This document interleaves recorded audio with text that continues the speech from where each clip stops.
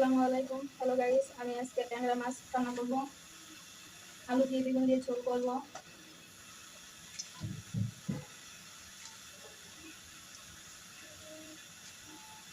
মাছ ভেজে নেব, একটা মাছ ভেজে নেব। তো আপনাদের ভাইয়া ভাজা মাছ খাইতে পছন্দ করে, আমি কাঁচা মাছ খাইতে পছন্দ করি। তো যে তেল গরম হয়ে আছে, এখন মাছ ছেড়ে দিব। বিসমিল্লাহ। একসাথে থাকতে হলে সবার পছন্দ খেয়াল রাখতে হবে। এই দেখেন, আমি মাছটা কড়া করে ভেজে নিয়েছি। আমি কিন্তু আপনাদের রেসিপি শেখাচ্ছি না, আমি যেভাবে রান্না করি আপনাদেরকে সেভাবে শেখাচ্ছি। মাছ যে ভেজে নিচ্ছি, আমি আলু আর বেগুন সামান্য ভেজে নিব।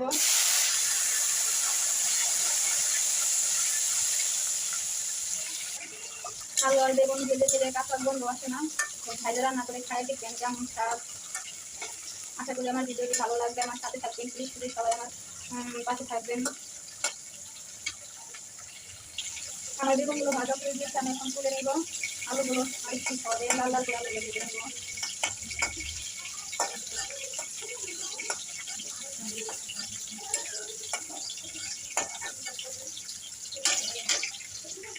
এই যে আমার আলুগুলো ভাজা হয়ে গিয়েছে, এখন আলু আলু তুলে নেব।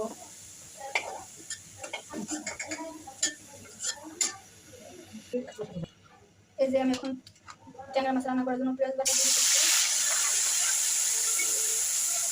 পেঁয়াজটা ভালো করে লাল লাল করে ভেজে নিব। আমি স্বাদ মতো লবণ দিব, যাতে মশলা খেতে না আসে। লবণ দিলে পেঁয়াজ ভাজা খেতে না। পেঁয়াজটা ভালো করে লাল লাল করে ভেজে নিচ্ছি। এখন আদা রসুন বাটা দিয়ে দিব। আদা রসুন একসাথে ভেজে নিচ্ছি।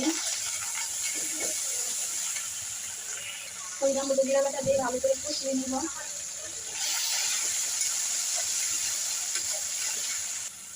হলুদের গুঁড়া, মরিচের গুঁড়া, ধনিয়ার গুঁড়া দিয়ে ভালো করে এখন মশলা কষিয়ে নেব, যতক্ষণ করে তেল দিতে না হচ্ছে।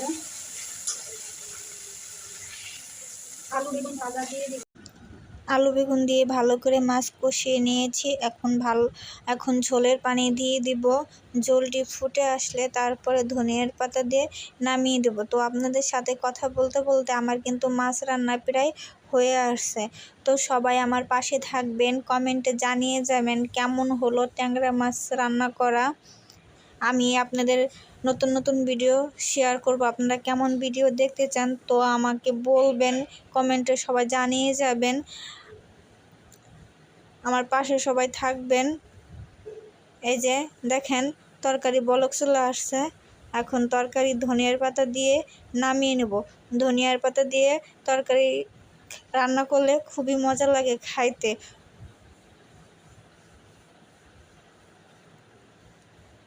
তো সবাইকে আবারও বলছি, সবাই আমার সাবস্ক্রাইব করে দিবেন এবং কমেন্ট করবেন, বেশি বেশি শেয়ার করবেন।